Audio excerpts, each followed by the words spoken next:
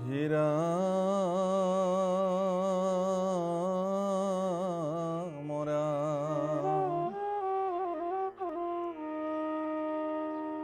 R সিটো স্ত্ৰী সবমুত ভক্ত বিপৰীত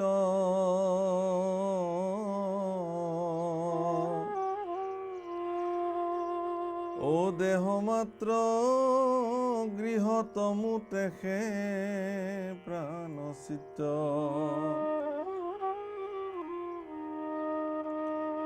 আৰ তা সম্বাত কয়ো আমি আখিবাৰ কথা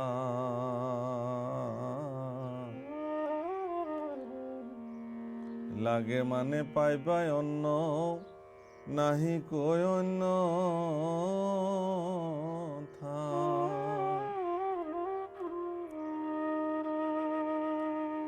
হেন শুনি গোপগণ গৈলা লৰি পাছে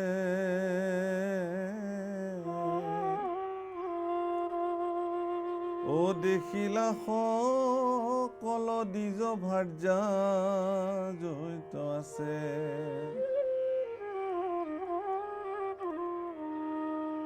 ইৰাম সবে সুচৰিতা শালংকৃতা বৰ নাৰী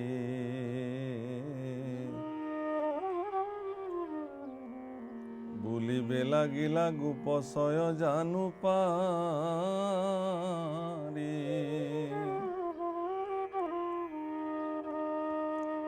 হে বাপসকল আইসকল ইতিমধ্যে ভগৱান কৃষ্ণ বলৰাম আৰু গোপসকল ভোকতে তেওঁলোকৰ প্ৰাণ যায় যমুনাৰ তীৰত বহি কি খাব ভগৱান কৃষ্ণক নিবেদন কৰিলে আৰু ভগৱান কৃষ্ণই কাষতে থকা এখন বিপ্ৰ গাঁৱলৈ তেওঁলোকক প্ৰেৰণ কৰিলে যজ্ঞ কৰিবলৈ ওলোৱা বিপ্ৰসকলক গৈ গোপসকলে কৃষ্ণৰ কথা মতে অন্ন ভিক্ষা মাগিলে কিন্তু অৱগৰ্বী বিপ্ৰসকলে কোন দৈৱকীনন্দন কৃষ্ণ ইয়াত আহি আছে তেওঁৰ কাৰণে অন্ন দিব লাগে এনে মনোবৃত্তিৰে তেওঁলোকে গোপসকলক কোনো সমিধান নিদিলে অৱগৰ্বী মনোবৃত্তিৰে তেওঁলোক উভতি আহিলে এনে অবৈষ্ণৱ স্থানত আমাক কিয় পঠিয়ালা ভগৱান এই বুলি ক'লে আৰু কৃষ্ণই ক'লে যে নহয় প্ৰাৰ্থকসকলে কেতিয়াও প্ৰাৰ্থনা এৰিব নালাগে তোমালোকে এইবেলি গৈ বিপ্ৰ পত্নীসকলক মোৰ কথা ক'বা মোৰ ভোক লাগিছে মই কিবা খাব বিচাৰিছোঁ এই কথা ক'লে আৰু এই বুলি কোৱাত গোপসকল আহি লৰালৰিকে আহি সেই যজ্ঞশালালৈ পুনৰ উভতি আহিলে আৰু সেই যজ্ঞশালাত তেওঁলোকে দেখিলে যে দ্বিজ ভাৰ্যাসকল আছে এঠাইত সকলোবিলাক সুচৰিত্ৰা অলংকৃত হৈ আছে তেওঁলোক শালংকৃত বৰনাৰী আৰু তেওঁলোকক গৈ আঁঠুকাৰি সেৱা জনাই অন্ন ভিক্ষা বিচাৰিলে কৃষ্ণৰ কাৰণে ও নমো বিপ্ৰ পত্নী সব শুনা অভিপ্ৰায়ী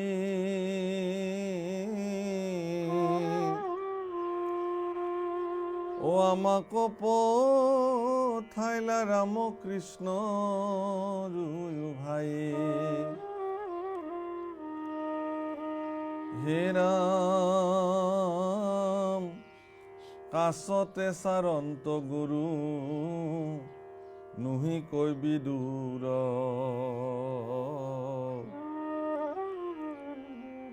দুভাই ভৈলন্ত গোপ সমে সোধাতো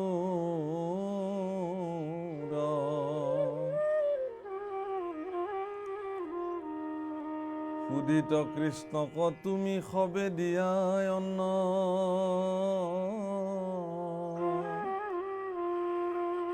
ও শুনি উল্লসিল সবে বিপ্ৰ পত্নীগণ আৰ আনন্দে দ্ৰবিলাহিয়া বহলু তক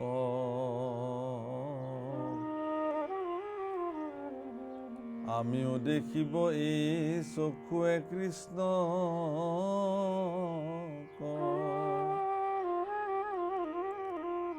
গতিকে দ্বিজ পত্নীসকলক যেতিয়া গোপসকলে গৈ ক'লে যে আইসকল কাষতে কৃষ্ণ বলৰামে গৰু চৰাই আছে আৰু আমি কৃষ্ণ বলৰাম সমন্বিত সমস্ত গোপসকল এতিয়া ক্ষুধাৰ্ত, আমাৰ কাৰণে অন্ন দিয়াই, অন্ন দানটো মহাদান, এই বুলি কোৱাত গোপীসকল বা বিপ্ৰ পত্নীসকল তেওঁলোক উল্লসিত হ'ল আৰু উল্লাসিত হৈ তেওঁলোকৰ আনন্দ হৃদয়ে ক'বলৈ আৰম্ভ কৰিলে যে আমিও এই দুই চক্ষুৰে নয়ন ভৰি কৃষ্ণক চাম, আমি নিজেও যাম, এই বুলি ক'লে।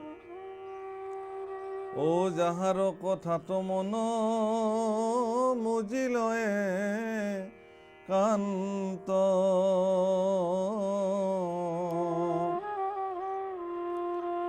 ও যাক দেখি বাক লাগি উৎসুক নিতান্ত, আরে হেন প্রাণ কৃষ্ণ আখিবার বার্তা শুনি,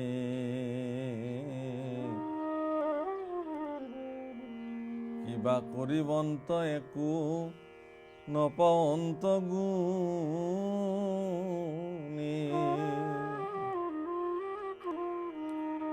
যাক চাবৰ কাৰণে যোগীসকলে ধ্যান কৰি থাকে, অনেক যোগ্য কৰ্মৰ দ্বাৰা ভগৱান কৃষ্ণ সাক্ষাৎ পাবৰ কাৰণে বিপ্ৰসকলে শ্ৰম কৰে, সেই কৃষ্ণ যদি কাষতে আছে তেতিয়াহ'লে তেওঁক চাবৰ কাৰণে বিপ্ৰ পত্নীসকল উত্ৰাৱল হৈ পৰিলে।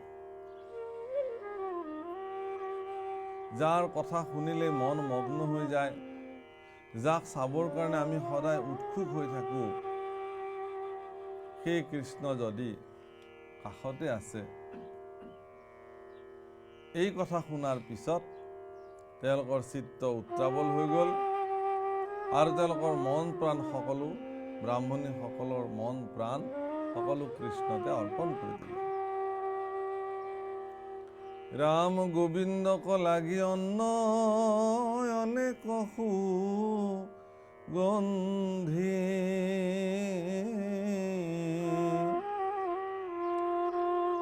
ও বিচিত্ৰ পাত্ৰত ভৰি লৈলন্ত প্ৰবন্ধি, হে ৰাম ৰাম, ও বহুবিধ ব্যঞ্জন যতে কহৰ ৰখ, খোৱা হৈ চিৰা লাৰু গুৰৰ কলখ,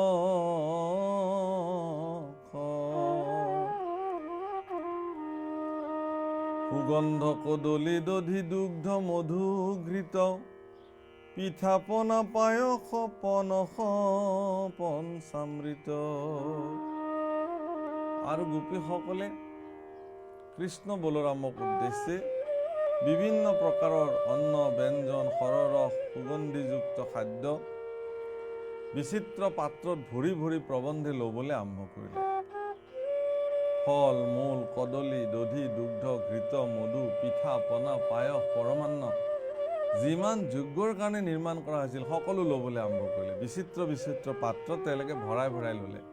ক'ৰবাত যদি গুড়ৰ লাড়ু লৈছে, ক'ৰবাত নাৰিকলৰ লাড়ু লৈছে, ক'ৰবাত পিঠা লৈছে, পনা লৈছে, পায়স লৈছে, মিষ্টান্ন লৈছে, পৰমান্ন লৈছে, সকলো।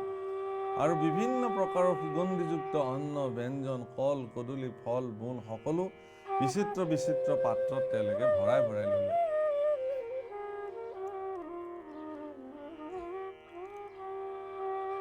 আৰ ঘন ক্ষীৰ শিৰিষা সাকৰ শুক্ল চিনি ঘৃতৰ সন্দেহ সবলৈলা ভিনি ভিনি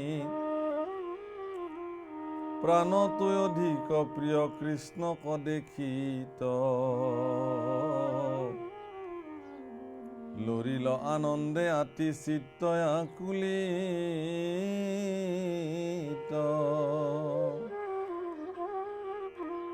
বিভিন্ন দুগ্ধৰ দ্বাৰা নিৰ্মিত দ্ৰব্য ঘি সন্দেশ সকলো বিভিন্ন ভিন্ন স্থানত ল'লে। প্ৰাণতকৈও অধিক প্ৰিয় কৃষ্ণক আজি নিজ চকুৰে তেওঁলোকে দেখিব, নিজ হাতেৰে তেওঁলোকে অন্ন খুৱাব। এই আনন্দত তেওঁলোক উত্ৰাৱল হৈ পৰিলে, আকুলিত হৈ পৰিলে। আর শীঘ্রে জানতে বাড়িল কৃষ্ণ তৈ অনুরাগ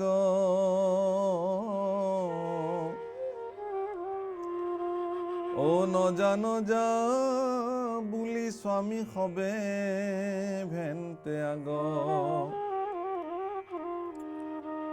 আর পিতৃপুত্র ভাতৃও নিষেধ বুলয় বাক আঠে বেঠে জানতে কাৰো নুশুনন্ত হাক কৃষ্ণৰ প্ৰতি যিমান মনটো তেওঁলোকৰ আকুল হৈ গৈছে সিমানে কৃষ্ণৰ প্ৰতি অনুৰাগ বাঢ়িছে আৰু যিমান পাৰে সোনকালে কৃষ্ণৰ ওচৰ পাবৰ কাৰণে তেওঁলোকে বেগাই যাবলৈ আৰম্ভ কৰিছে তাকে দেখি বিপ্ৰসকল আচৰিত হৈ তেওঁলোকে বাধা দিছে নিজৰ পত্নীবিলাকক নিজৰ ভাতৃবিলাকে ভগ্নীক বাধা দিছে পিতৃয়ে কন্যাক বাধা দিছে স্বামীয়ে নিজৰ পত্নীক বাধা দিছে সকলোৱে কেৱল বাধা দিছে কিন্তু সেই বাধা নগনি বিপ্ৰ পত্নীসকল বা সেই ব্ৰাহ্মণী নাৰীসকল তেওঁলোকে কেৱল কৃষ্ণ সাক্ষাৎ কৰিবৰ কাৰণে দৌৰি থাকিলে আৰ বহুদিন ধৰি গুণ শুনি আচৰিত পৰিচন্ত আশা হবে কৃষ্ণ ক দেখিত আৰ হেন হৰি ৰহি আছে আসন্ত কাষত নুশুনি কাহাৰ বাক্য জান্তই আনন্দ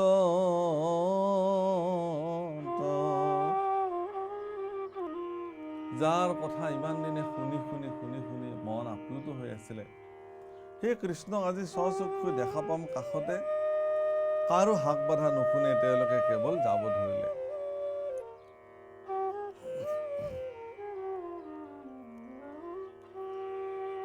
আৰ আগুৰন্ত আখি ব্ৰাহ্মণৰ ক্ৰোধ বড় ইমতে ভেন তন্তে আউৰ মতে দেন তলৰ আৰ ক্ৰোধান্বিত ব্ৰাহ্মণসকলে সন্মুখত গৈ আগ ভেটা দিছে কিন্তু ইফালে যদি ভেটিছে সিফালে গৈছে সিফালে ভেটিছে সিফালে গৈছে মুঠতে তেওঁলোকক বাধা দি ৰাখিব পৰা নাই কোনো পধ্যে ও কৃষ্ণক দেখিতে আতি উত্ৰাবল নাৰী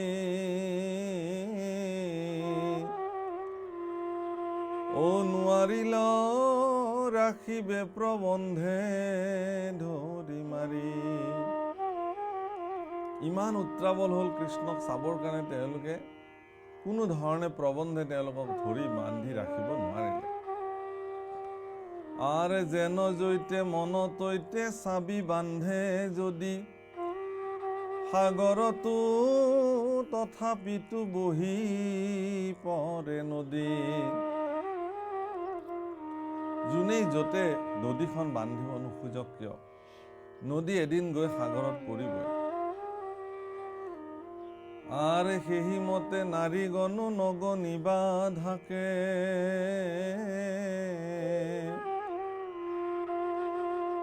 কৃষ্ণ দৰ্শন অভিলাষে যায় যাকে আৰু এই ধৰণে তেওঁলোকে কোনো ধৰণৰ বাধা নগনি যেনেকে নদী গৈ সমুদ্ৰত পৰে কোনো বাধা বিঘিনি নোহোৱাকৈ বা কোনো বাধা বিঘিনি নামানি নদী যি ধৰণে সমুদ্ৰত বিলীন হয় তদ্ৰূপ কৃষ্ণানন্দ সমুদ্ৰত বিলীন হ'বৰ কাৰণে বিপ্ৰ পত্নীসকলকো যেন কোনো বাধাই আজি ৰাখিব পৰা নাই নিৰন্তৰ গতিৰে তেওঁলোকে আগবাঢ়িছে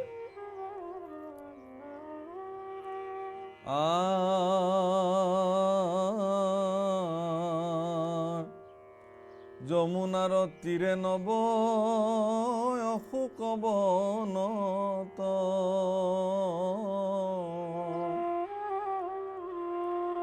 ও লীলায়ে ভ্ৰমন্ত কৃষ্ণ গোপৰ মধ্যত অনন্ত প্ৰকাশ কৌতি কন্দৰ্প কুজিনী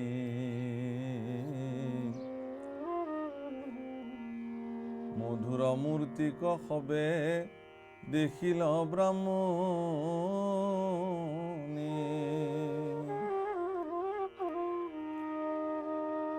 শ্যামতনুপিত বস্ত্ৰে দেখিতে উজ্জ্বল,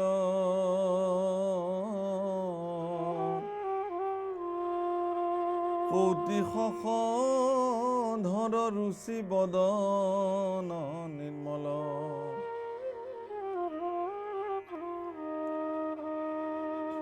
আৰ মাথে ময়ৰা পাখি বন্য পুষ্পমালা গলে,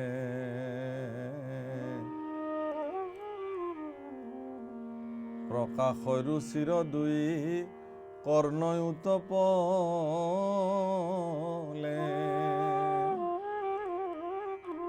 আৰু বিপ্ৰ পত্নীসকলে গৈ কৃষ্ণক এক বিশেষ ৰূপেৰে তেওঁলোকে দৰ্শন কৰিছে। অত্যন্ত লীলাই গোপসকলৰ মাজত কৃষ্ণ পৰিভ্ৰমণ কৰি আছে।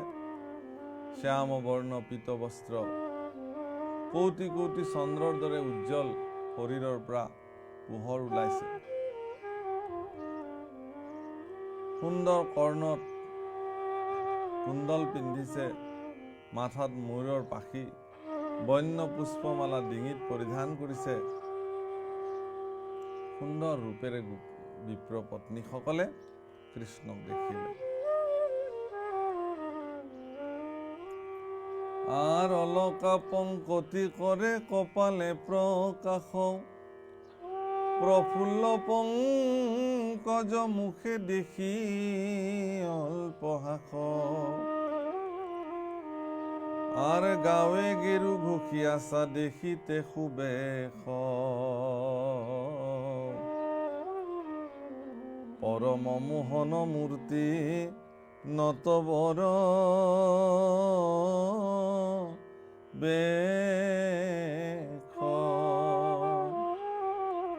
পৰম মধুৰ মূৰ্তি, শৰীৰত গেৰু ঘূৰি ৰাখিছে, সুন্দৰ চমৎকাৰ ৰূপ, নতবৰ মূৰ্তি কৃষ্ণক বিপ্ৰ পত্নীসকলে দেখিলে।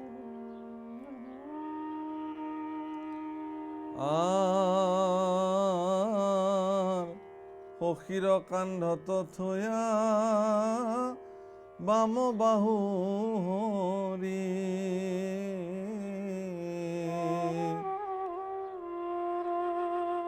ও লীলায়ে ফুৰান্ত পদ্মৰ হাতে ধৰি, এৰাম পৰমলা বন্যয়াতি ৰূপ চমৎকাৰ, স্ত্ৰী সবে দেখি আখি নভাসন্ত,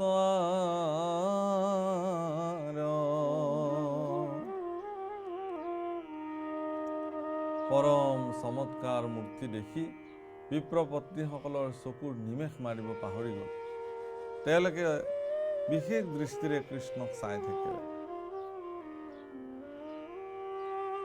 আৰ যাৰ কথা শ্ৰৱণে কৃতাৰ্থ নাৰীগণ, অনুক্ষণে মাধৱত নিমজিল মন,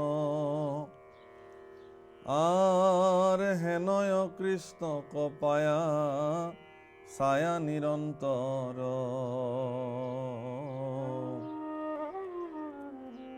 নয়নৰ দ্বাৰে নিয়া কৰি আভ্যন্তৰ,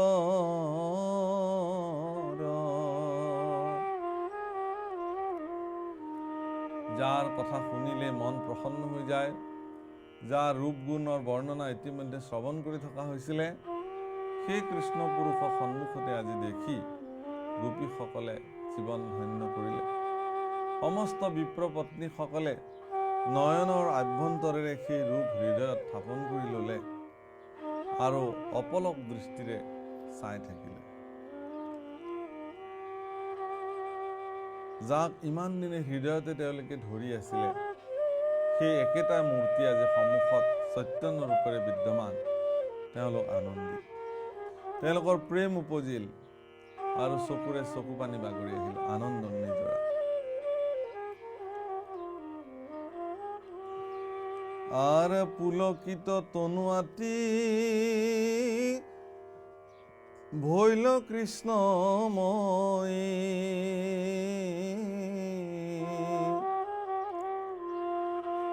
ও এৰাইলা সমস্তে সংসাৰৰ তাপছই। তেওঁলোকৰ হৃদয়ত প্ৰেম উপজিল, সমস্ত শৰীৰ পুলকিত হৈ গ'ল আৰু বিষয় সংসাৰৰ যিমান যন্ত্ৰণা আছিল, যিমান তাপ আছিল, সকলোৰ পৰা তেওঁলোক মুক্ত হৈ গ'ল। কৃষ্ণ দৰ্শনৰ এইটোৱেই মহালাভ।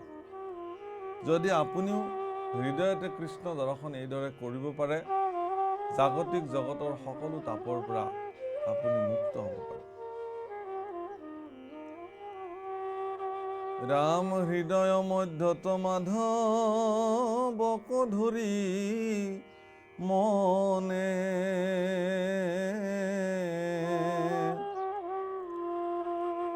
ঐ আনন্দ সিন্ধুত নিমজিল নাৰীগণে। আৰ নেমেলন্ত আখি বাহিৰত নাহি জ্ঞান,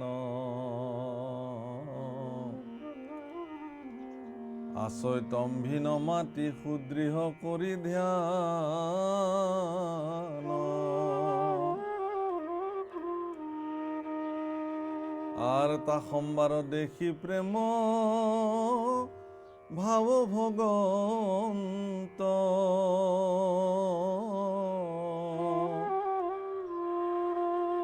ও সবাকে সম্বুদ্ধি হেন হাসি বুলিলন্ত।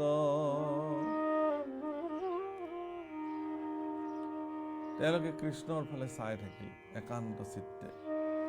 তেওঁলোকৰ এই প্ৰেম ভাৱনা দেখি ভগৱানে তেওঁলোকক সম্বোধন কৰি ক'লে, হে ৰাম আখিলা,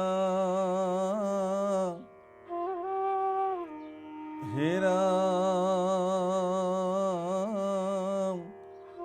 কুশলে আখিলা তুমি হব ভাগ্যৱতী।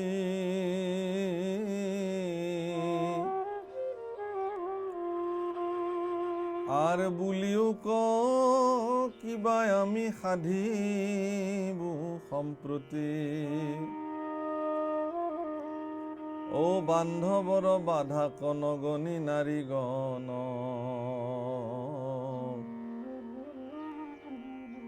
দেখিবা কয় আখিলাই আমাক কমন। অমূৰয় অৰ্থেৰিলাহা প্ৰিয়পতি সুত,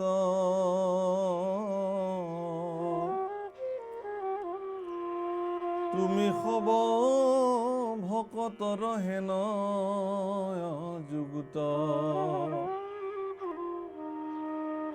তোমালোক কুশলে আহিলানে? হে ভাগ্যৱতী সকল, তোমালোক বৰ সৌভাগ্যৱতী, কাৰণ মোক চাবৰ কাৰণে তোমালোকে আহিলা। তোমালোকৰ বান্ধৱ পৰিয়াল পৰিজনে তোমালোকক বাধা দিছিলে, সেই সকলো বাধা নেওচি মোক প্ৰাপ্তিৰ কাৰণে, মোক চাবৰ কাৰণে তোমালোকে আহিলা। অৱশ্যে তোমালোকৰ দৰে ভক্তসকলৰ কাৰণে এয়াই যুক্তিগত কৰ্ম, কাৰণ ভক্তসকলে ভগৱানক পাবৰ কাৰণে পৃথিৱীৰ সকলো বাধা তেওঁলোকে হেলা ৰঙে নেওচিব পাৰে। পুত্ৰ, পতি, বিষয় বাসনা সম্বন্ধ তেওঁলোকে পৰিত্যাগ কৰিব পাৰে। তো আজি তোমালোকে সেইটো কৰি দেখুৱালা, ধন্য তোমালোকৰ জীৱন। হে ৰাম মহাজ্ঞানী পৰম চতুৰ যিটো জন, ঐ আপোনাৰ জানৈ যিটো নিজ প্ৰয়োজন। আৰ মুক আত্মা প্ৰিয় বুলি লৱে যাৰ মতি, শিশবে সদায় কৰে নিষ্কাম ভকতি।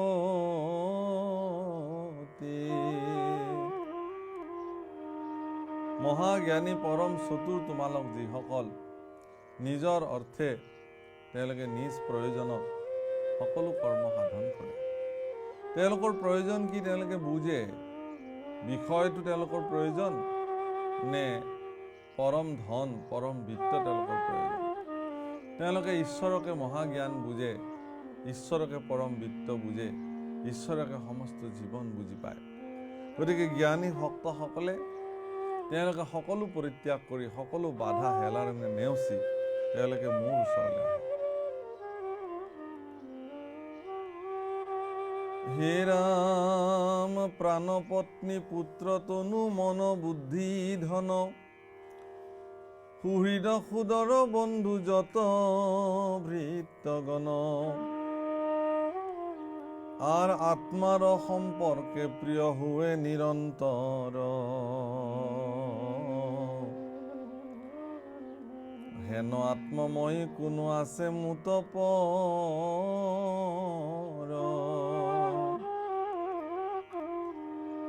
শ্রবণ কীর্তন মূর করি আনি তান্তে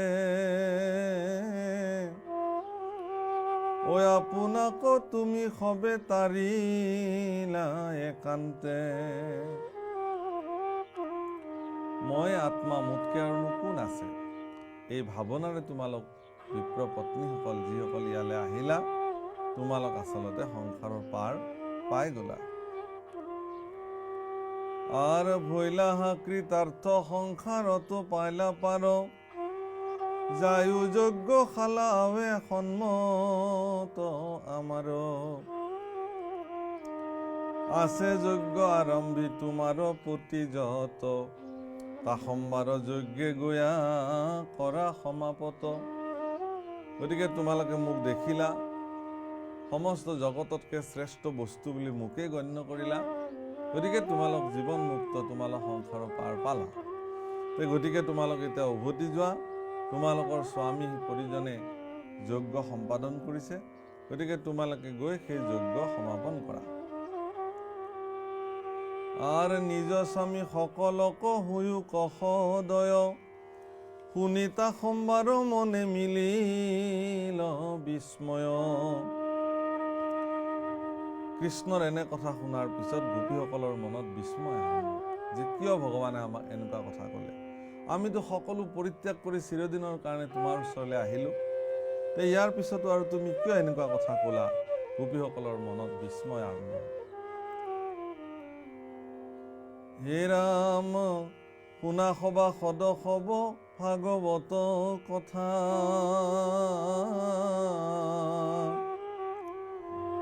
ও দেখা কেন কৰ্ময় অৱগৰ্বীৰ অৱস্থা ও যিটো কৃষ্ণ ব্যাপী আছা ধৰ্ম কৰ্ম যত তাহাং কোন গণ ঘূৰ কৰ্মৰ গৰ্বত।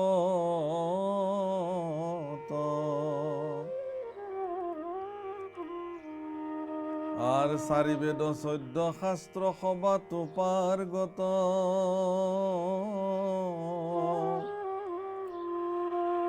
ও তথাপি নিচিনয় দেৱ কিনো বুদ্ধিহত। হে সভাসদসকল, ভাগৱত কথা শুনা। কৰ্ম অৱগৰ্গীসকলৰ কেনেকুৱা অৱস্থা। সমস্ত জগততে কৃষ্ণ পৰিব্যাপ্ত হৈ আছে, এই কথা জানিও তেওঁলোকে একমাত্ৰ কৰ্মৰ অৱগৰ্ভত তেওঁলোকে চিনি নাপালে। চাৰি বেদ 14 শাস্ত্ৰ সবাতে পাৰ্গত হোৱাৰ পিছতো তেওঁলোকৰ এনেকুৱা কি বুদ্ধি হত হ'ল যে কাষতে চৈতন্য কৃষ্ণক দেখিও তেওঁলোকৰ দেখাৰ সৌভাগ্য তেওঁলোকৰ জীৱনত নিমিলিল। ৰাম হৰি হৰি কিনো ভৈলা আতি মহা দুখ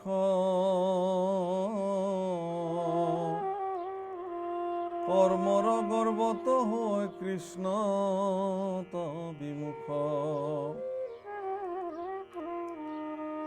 আৰ কৃষ্ণৰ মায়া তয়াতি মতি ভৈলা জ্বৰ মন্ত্ৰ তপ তীৰ্থকে সেবুল কৰ্ম বৰ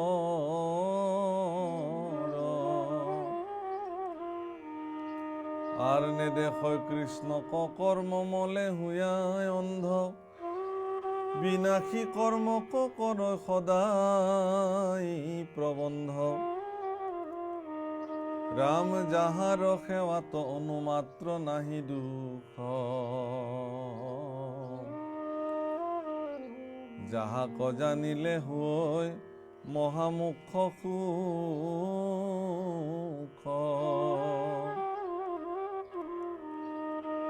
আর যাহা কহে অন্ত নিতে ব্রহ্মা মহাদেব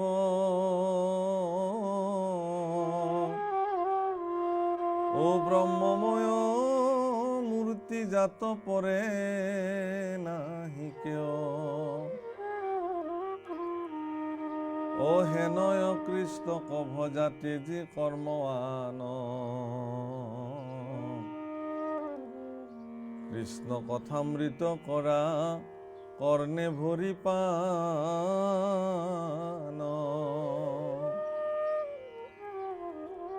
ও একচিত্তে কৃষ্ণৰ চৰণে দিয়া মন কৃষ্ণ গুণ নাম কৰা শ্ৰৱণ কীৰ্তন আর তেবে সে তরিবা সুখে সংসার সাগরে